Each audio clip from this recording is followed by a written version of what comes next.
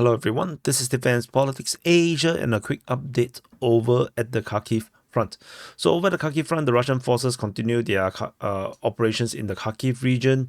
We have fighting reported in a few new locations.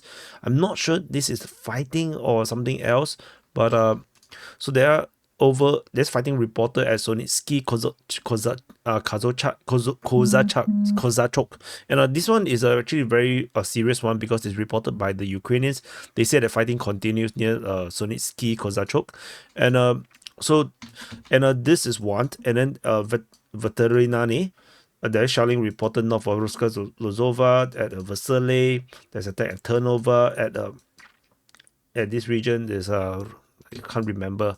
Nekushny at Lipsy, and also at Voschansk as well as Taike. So a lot of these clashes around here. Ukrainians are fighting in a few of them. The map I can't really zoom in, as in to draw out everything one shot. So we have to go into detail.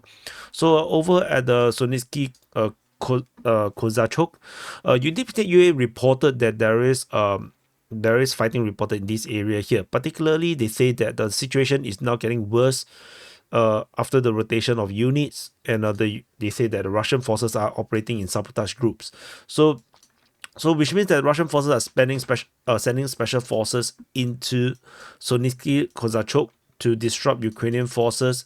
And it seems like the Ukrainian forces, after they did some rotation, things got worse. So not sure what happened, and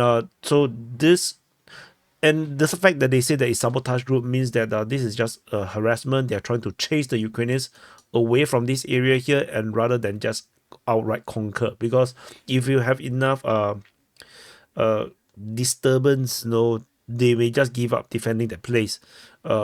So that could be a case. But of course, knowing the Ukrainians, I don't think they will just give it up so easily. Over at the Veterinane, the Russian Defense Ministry mentioned this along with a number of other locations that they said that they have attacked Ukrainian forces. So we're not sure if this is a attack or it's just shelling reports. So that could be either one. The situation at the Lipsy sector is now has turned.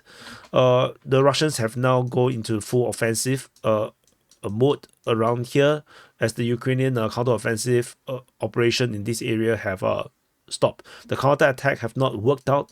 The front line hardly changed, and the Russians are now attacking in both Klipoke and Lipsy.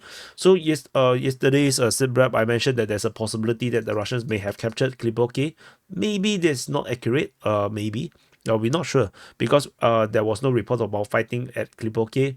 But now that the Russian side, Russian Defense Ministry mentioned Klipoke again, Grupokoye, so maybe the Ukrainians are indeed still there. So this will continue for a while. There is also attacks reported at Nekushny and shelling at Vasily, also at Turnover. So I'm not sure if these are all shellings, or could there be an attack involved in Turnover and near the linear towards Nekushny. I'm not exactly sure, because the Russian Defense Ministry are very vague about this. So this is another sector that is starting to look a bit more fearsome, look a bit more flared up. And I'm quite sure that the Russians have not exactly get to the line where they want to hold. I don't think that they have fully gotten to the line that they wanted. So we might see a revival of the front line and the Nekushny sector, so that they can actually straighten the front line along this river and capturing all these different places. So this is likely to continue. Nothing over at the Staresia sector. Over at the Voschansk sector, Russian forces is geolocated, getting shelled by FPV drone south of Okeseve. There's a shelling over there. Russian forces are still attacking Voschansk, and this time round, I think that the Ukrainians are no longer on the offensive. So according to two majors, a pro-Russian source, they say that the Russian forces are now attacking Ukrainian forces in the multi-story buildings area, and the Ukrainians are trying to push the Voschansk River with a force of a motorized infantry company, and then artillery FPV drones are killing the Ukrainian forces. So the Ukrainians are building up forces in the south So they are still building up forces in the south, trying to reinforce, trying to push up. The Russians are actively shelling the Ukrainian forces, and it looks like they are trying to attack this high-rise zone. So so this is the current situation. Oops. Oops. Let me see. Undo. Okay, then I can push this down. So yeah, so you can see it clearer in this way. So the Ukrainians are still probably holding in this high-rise zone, but the Russians are now rushing them. So we shall see how this develop. We haven't seen the Ukrainian counter-attack after the ones over in this area in the east. And Ukrainians doesn't seem to be able to push out of this stronghold of high-rise buildings. So, and the Ukrainians doesn't seem to host to have retaken the aggregate factory as well. There is no indication that they have retaken it. So I think the situation right now is a little bit bad for the Ukrainians.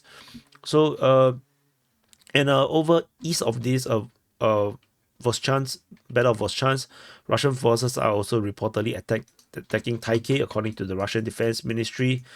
This is also currently happening. Ukrainians are holding the town. There is nothing. There's no changes as per reported. So we definitely just have to wait further. So in the macro sense, let me see. Is there anything that I missed? There's shelling reported at Pitonik as well. So a lot of shelling reports. So we will definitely see if Russia will expand the operation in the Kharkiv Front, creating a new real offensive around this area here to create a new defense line, and also expanding the defense line around Ternova, Novosely, Nakrishne region. That could also be a possibility, but at this moment, not exactly sure just yet. But the Russians are not slowing down their operation in the Kharkiv Front. I think this is quite concerning for the Ukrainians, because then the Ukrainians will have to continue to invest forces in the Kharkiv Front, weakening all the other front line, because it's not that they don't have enough men.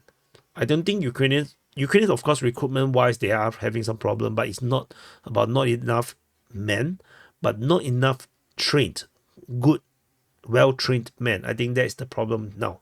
So so no, and if there's more front line, means that they have lesser time to actually train the troops, which, because they will have to quickly send troops up front.